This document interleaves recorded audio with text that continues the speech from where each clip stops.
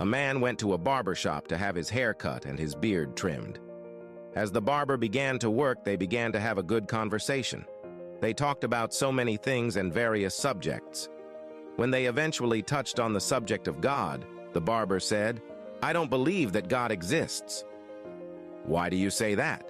asked the customer. "Well, you just have to go out in the street to realize that God doesn't exist. Tell me, if God exists, would there be so many sick people? Would there be abandoned children? If God existed, there would be neither suffering nor pain.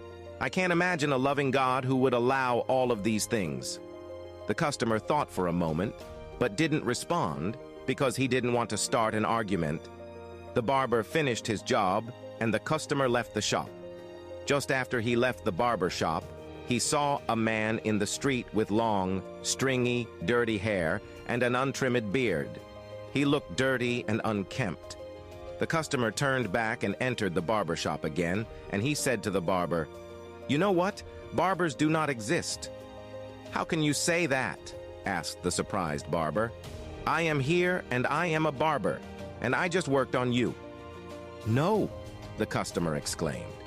"Barbers don't exist because if they did, there would be no people with dirty long hair and untrimmed beards, like that man outside." "Ah, but barbers do exist. That's what happens when people do not come to me." "Exactly," affirmed the customer. "That's the point. God, too, does exist. That's what happens when people do not go to Him and don't look to Him for help. That's why there's so much pain and suffering in the world.